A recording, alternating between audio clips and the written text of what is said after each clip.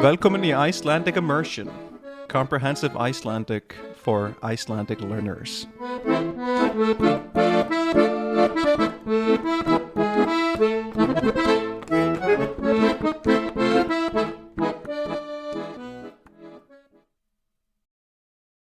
Góðan dag og verður velkomin í þátt númer 57 af þessu hlaðvarpi. Í dag datt mér í hug að tala það sem ég ætlaði að tala fyrir viku síðan, en komst að því að ég myndi þurfa að kynna mér málið enn betur en ég hélt og skipti því umræðu efni. En ég ákvað líka að það væri kannski áhugaverðara að tala almenn atriði sem tengjast þessu og tengjast á meir nútíma samfélagi á Íslandi og íslenskunni heldur en bara að fara í gegnum söguna. Því sagan nokkuð flókin. Í fullri hreinskilni þá ég að taka þennan þátt upp í annað skiptið. Ég var búinn að taka upp í sirka 20 mínútur þegar ég fattaði að ég var ennþá bara að tala söguna.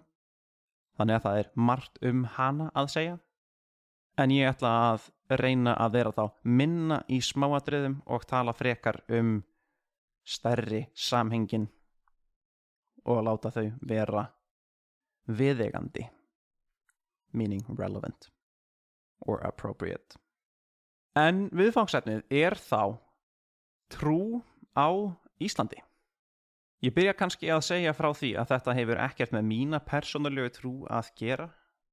Þar sem þetta viðfangsefni snertir marga djúpt, þá ætla ég að reyna að halda mati mínu eins hlutlægu og hægt Ég ætla ekki að tjá neinar persónulegar skoðanir neitt af þessu. Það eina sem gæti orðið persónulegt í þessu væri mín rýni í þessi atriði, og þá væntanlega ekki gagnrýni, en bara rýni. So not a critique, but solely observations. En ef ég reyni að breyta þessu sem að breyttist í 20 mínútna þátt í kannski 5 mínútna viðfangsefni, þá sagan kristnitöku á Íslandi ólík flestum öðrum. Flestir í heiminum gera sér grein fyrir því að kristni og kristin kirkja á sér mjög ofbeldisfulla sögu og að kristnin hefur ekki alltaf verið tekin með algerri sátt á hverjum þeim nýja stað þar sem kristnin tekin upp í staðinn fyrir þá trú sem þegar var til.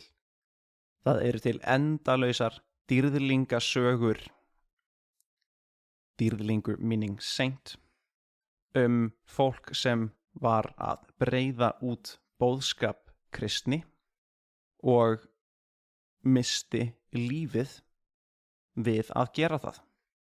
Og þá ekki af einhverjum slysförum, heldur yfirleitt voru það þau sem dýrðlingarnir voru að breiða boðskapin til sem myrtu dýrðlingana fyrir það að tala gegn guðum þeirra.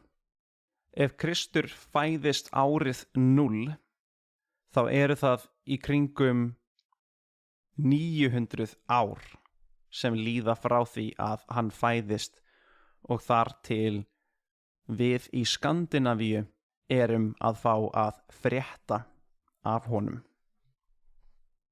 Auðvitað hafði Rómarveldið gerst kristið á ákveðnum tíma og varð að ríkistrú, og Rómarveldi var mjög stórt og breitt, þannig að mörg landsvæði urðu kristin á sama tíma í Suður-Evrópu.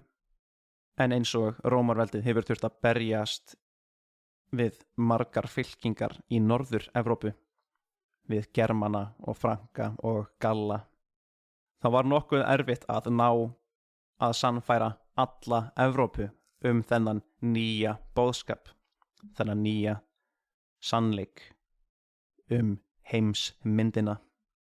En það tekst hægt og rólega með mörgum stríðum þar sem að það var yfirleitt sá sem sigrar orrustuna sem hefur rétt fyrir sér, að kristnar boðflennur höfðu rangt fyrir sér ef að heiðingjarnir náðu að sigra þá, og svo öfugt að þeir kristnu höfðu rétt fyrir sér af því þeir höfðu Guð á sinni hlið og náðu að komast yfir ný landsvæði og frelsa þegna nýs landsvæðis með því að gera þá kristna, að láta þá samþykkja Guð og Jesú Krist í hjarta sitt. Þið getið rétt ímyndað ykkur hvernig víkingarnir hafa tekið þessum nýja boðskap, verandi jafn miklar stríðshetjur og þjóðflokkur hér bil, að það voru ekki allir sem tóku þessu mjög vel, en sumir gerðu það. Sumir víkingakóngar og jarlar létu skýra sig og þá fylgdi yfirleitt ríkið með. Ísland nokkuð langt út fyrir, bara hreinlega Evrópu. Ísland eyja sem mjög langt í burtu og þú þarft að vera nokkuð vel fær í því að sigla til þess að ná að komast þangað yfir höfuð. Þannig að það var ekki jafn hæg leið að kristni gera Ísland eins og kannski aðra staði í Evrópu. En til þess að klára loksins allt of langa sögu, þá tilgangurinn með öllu þessu að segja frá því að Ísland var sérstaklega vel búið undir að gera einstakan hlut. Ég byrjaði þessa sögu alla á því að tala að þetta mjög ofbeldisfull saga, hvernig kristni hefur verið tekin upp og breitt út Evrópu og allan heiminn. Það á ekki við Ísland. Á þessum tíma Ísland sjálfstætt eyríki. Það meira að segja varla ríki. Það hér bil að þetta víkinga skattaskjól, a Viking tax haven, fyrir þá sem að flúðu Skandinavíu og helst Noreg þegar að það var til kóngur sem ætlaði að þiggja skattpeninga af öllum. Þannig Ísland gat ráðið sér algjörlega og það hefði getað gert það á anarkískan máta að þetta sé einhvers konar útland þar sem allir ráða sér sjálfur, en einhverjir sniðugir föttuðu að það væri frekar sniðugt að koma í veg fyrir það, að hreinlega búa til einhvers konar samfélag þar sem að við getum verið öll saman og ákveðið hvernig við ætlum að haga okkur, hvaða reglur og lög við setjum það hvernig við ætlum að haga okkur sem ríki, sem sameinuð þjóð, og þá að leysa erjur og vandamál sem koma upp á milli fólks án þess að þurfa að drepa hvort annað.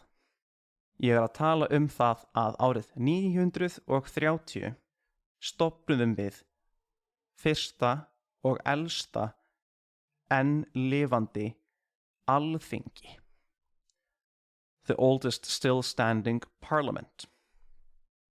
Á þeirri öld, þá 10. öld eftir Krist, þá nokkuð af fólki sem að koma til landsins til þess að tala þennan kall sem fæddist austur við Miðjarðarhaf. Og þetta þá fallegu hluti sem að hann hefur gert fyrir mannkynið.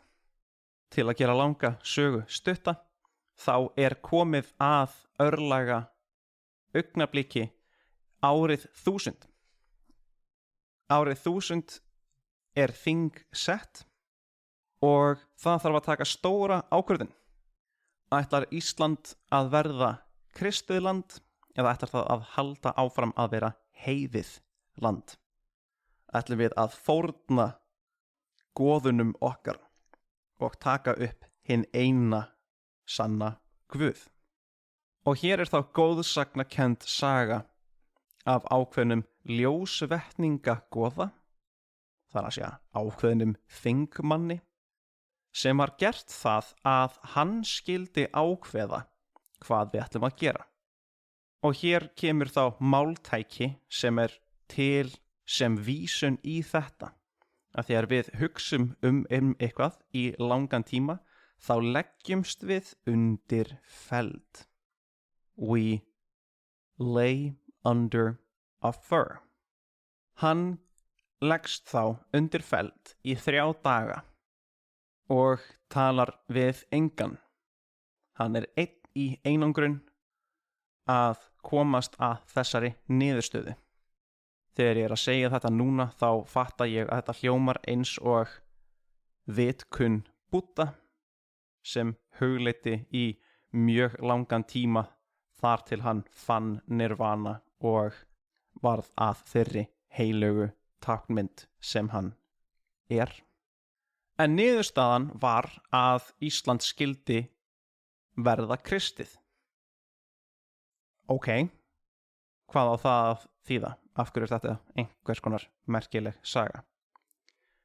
Það vegna þess að Ísland var með þá innviði til staðar, þar að segja alþingið var til þess að heilt ríki gæti tekið ákvörðun eitthvað jafn mikilvægt, jafn stórfenglegt og að skipta heila trú án þess að þurfa að fara í stríð það. Það var enginn sem dó við þessa ákvörðun.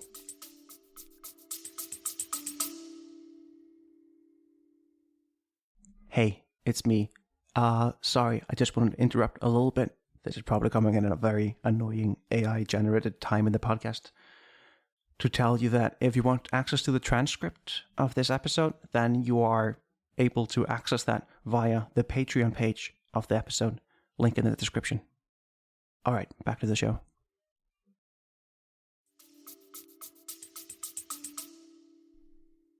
Það voru engar blóðsúthellingar við það að taka upp kristna trú á Íslandi. Og Ísland fyrsta ríkið í heiminum sem gerir það. Árið 1000. Ég sé að það stefnir í að þetta verði langur þáttur, þannig að ég ætla að fara hratt í gegnum þau næstu atriði sem eru að koma. Ég ætla ekki að taka þennan þátt upp í 3. skiptið, þó að ég sé núna aðallega búin að tala einmitt sögulega atriðið. Það greinilegt að það bara þetta stór þáttur í þessu viðfangsefni. Það var ákveðin málamiðlun sem að þurfti að gera. Við gátum ekki tekið öllum pakkanum. Við þurftum að passa upp á að við gætum haldið áfram að vera við og til þess að passa að þeir sem að væru strangheiðnir, those who were strongly heathen, gætu fallist á það að skipta þessa trú. Og hérna það sem að varð kveikjan af síðasta þætti sem ég tók upp. En þessi 3 atriði sem voru málamiðlunar atriði í þessari kristnitöku var það að Íslendingar fengju áfram að blóta í laumi, þar að segja að halda trúar athafnir, heathens siðs, so religion ceremonies of the heathen religion, án þess að auglýsa það. Að ef þið ætlaði að gera þetta, ekki segja neinum og ekki gera það sýnilega. Gerið það í laumi, gerið það leynilega.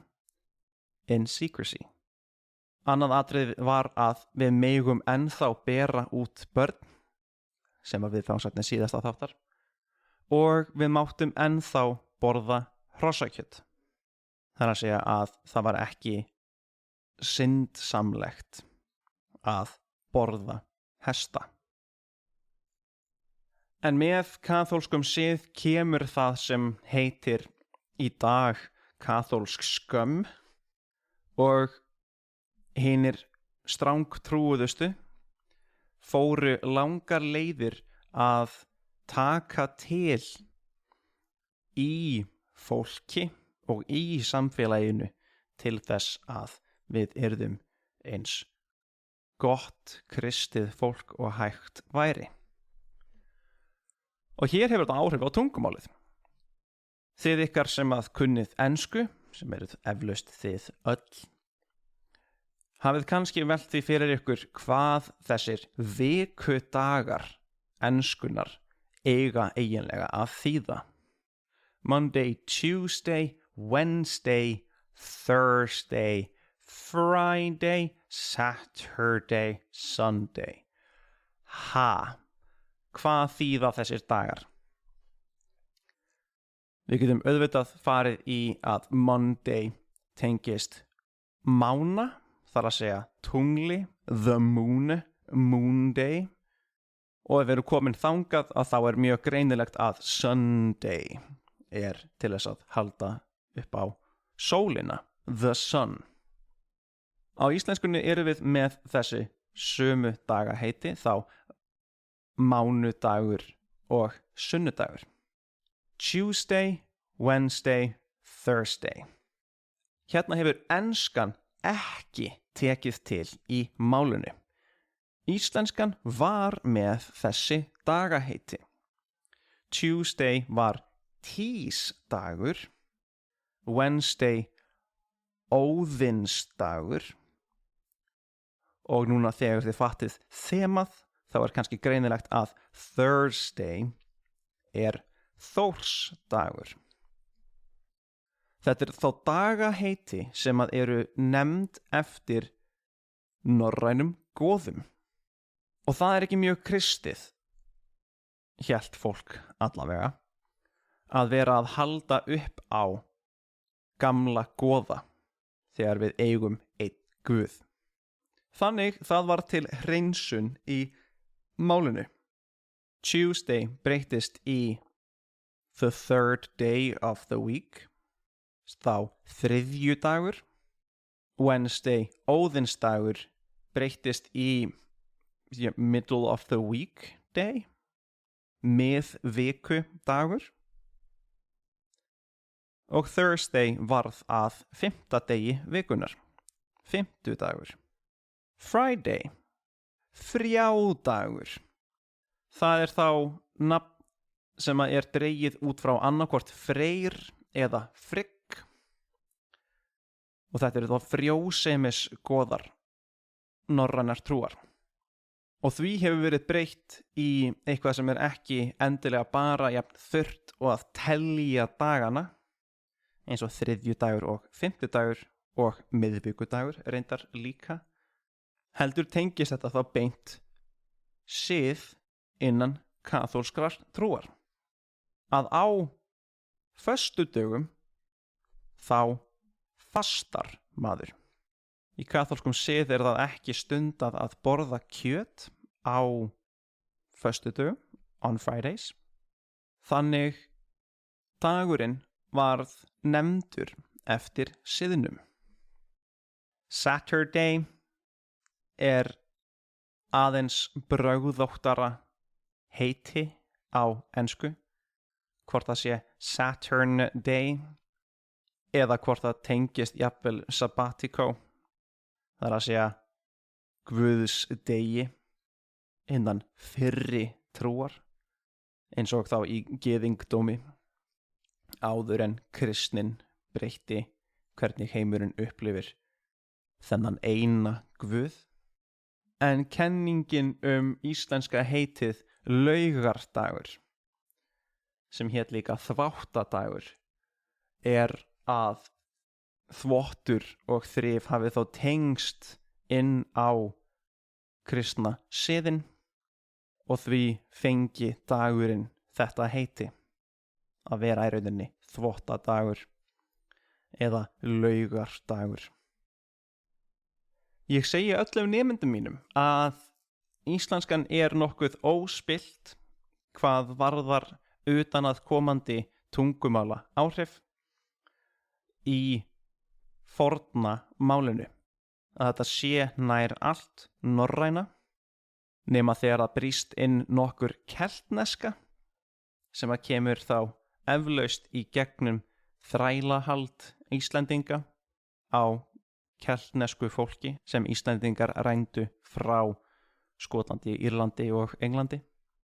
En hérna verður eflaust eina skiptið þar sem latínan og þá rómanska nær að koma sér inn í íslenskt mál. Því latína var opinbert tungumál kristni. Prestar lærðu latínu og biblían öll á latínu. Þannig að öll þessi heiti sem tengjast kirkjunni og kirkjuhaldi og trúmálum almennt eru langflest komin frá latínu. Eins og biblía. Á flestum stöðum í Evrópu getur þau sagt biblíótek og fólk myndi skilja að þú átt við hugmyndina library. En Íslendingar nota ekki biblíótek, við tölum bókasafn, so a book collection, sem það sem biblía þýðir á latínu.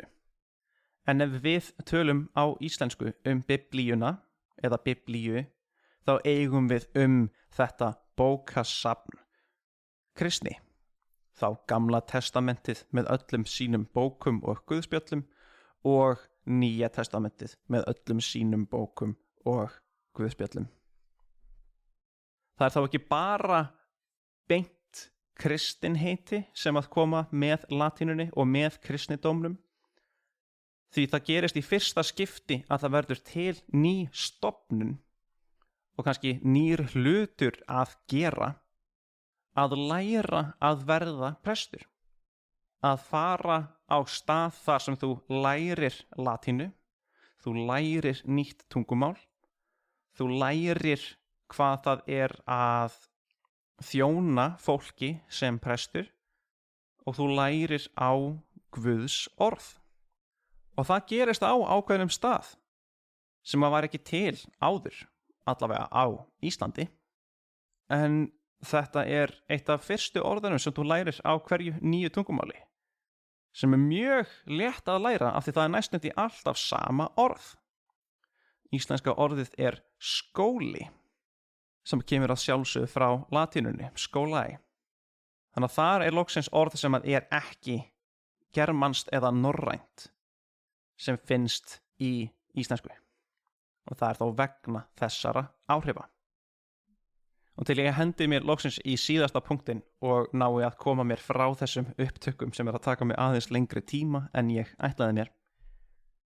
Og þá langar mig að minnast á eitt sem að ég komst að fyrir bara ágætlega stuttu síðan. Ég segi ekki að það sé eitthvað sem ég nýbúinn að sjá, en það samt furðu stutt síðan að ég áttaði mig á þessu. En Ísland með þjóðkirkju. Þjóðkirkja, Nation Church, National Church. En þær finnast víða allan heim, að það sé hvernig hvert samfélag líti til sinnar trúar og sú kirkja sem viðhaldin og rekin innan hvers lands. En málið að Ísland þá með ríkistrú, þess að state religion. Þau ykkar sem eiga jafn erfitt með það að flýja áhrif og upplýsingar frá Bandaríkjunum, hafið eflaust heyrt talað the separation of church and state, sem hefur verið haldið fast í langan tíma, að samkvæmt stjórnarskrá Bandaríkjanna eigi að vera aðskilnaður á milli trúarinnar, þar að segja kirkjunnar, og sjálfs ríkisins. Þetta ekki til á Íslandi. Á Íslandi trúfrelsi. Þú mátt trúa því sem þú vilt og þú mátt vera í þeirri kirkju sem þú vilt. En hver sá Íslendingur sem fæðist á Íslandi skráður í íslensku þjóðkirkjuna nema að það sé eitthvað annað tekið fram. Og ég hafði ekki hugmynd það fyrir en mjög seint hvað þetta sjaldgæft. Ég að horfa hérna á kort af confessional states sem heitir á ensku. En það eru þá ríki sem að viðurkenna og stunda ákveðna trú, líka þekkt sem ríkistrú, og hefur þá líka annarkvort hópa fólki sem að ítrekkar þessa trú við alla í kringum sig. Wikipedia notar orðið a public cult sem nokkuð litað finnst mér. En það haldið áfram og það sagt að þessi ríki styrki kirkjuna. Að það séu ríkispeningar sem fara til kirkjunar, þá þjóð kirkjunar. Og það tilfellið á Íslandi. Það eru ákveðnir hlutar skattpeninga sem að eru peningar sem að eru skilyrtir til kirkjunar. Ef þú ert skráður í þjóðkirkjuna og þú borgar skatta, þá ákveðin hluti af þeim skattpeningum sem þú borgar sem fara inn til kirkjunar. Þetta hefur fólk verið missátt með í nokkuð langan tíma, sérstaklega þeir sem að eru trúlausir eða eru mótfallnir því að peningarnir þeirra fari til kirkjunar, sem að kannski hefur ekki þjónað þeim svo vel. En þetta að breytast rólega. Það var möguleiki í gamla daga að þú skráðir þig úr þjóðkirkjunni og gerðist trúlaus, þá myndu þessir peningar samt vera teknir af þér, en í staðinn fyrir að fara til þjóðkirkjunar, þá færu þeir til Háskóla Íslands, sem mörgum þótti talsvert skárri kostur. En það sem að aukast á síðastliðnum árum að fólk í hér bil mótmælaskyni við þessi lög að skrá sig í ásatrúarfélagið. Það að segja nútíma kirkju heiðinnar trúar. Þannig að núna 1000 árum eftir að við skráðum okkur burt frá goðunum, eru Íslendingar aftur að flykkjast til þeirra út af einu eða öðru. Eitt loka innskott, ef þú ert ennþá að hlusta, þegar lúterismin verður til í Evrópu, þá nær hann til Íslands og Ísland tekur upp lúterisma. Þannig að íslenska þjóðkirkjan lúterismi, ekki kaþólismi, sem var fyrsta kristni trúin sem ég nefndi í íslensku samhengi hérna áðan. Það til episk saga hversu erfitt það var að klára að láta Ísland verða lútherskt, og hún líka ofbeldisfull. Ég skal spoila endanum við afhausuðum síðasta kaþólska biskupnum á Íslandi, og þegar hausinn hans var floginn af, þá varð Ísland lútherskt. Þannig já, gömul saga og ný að trúmál og trúarsaga nokkuð ofbeldisfull. En þá ætla ég loksins ekki að hafa þetta lengra. Upptakan mín að fara að kýtla 40 mínútur, en ég ætla þá loksins ekki að hafa þetta lengra. Ef þú hefur náð svona langt inn í þáttinn, þá þakka ég þér fyrir að hlusta, og þangað til næst. Takk og bless. Hello again, it's me. Now in the wrong language. I just wanted to let you know that if you're interested in seeing a transcription of this episode that you just listened to, or any of the other episodes, then that's available to you through my Patreon page. That's going to be within the Linktree link that you're going to see in the description of this episode. So if you're interested in finding the Patreon page, the Facebook page of the show, or even my teaching page on italki, then all of that's going to be found underneath that little umbrella that is the Linktree link there. So don't be shy, click away. Thanks again for listening, and hope you'll come again. All right, take care.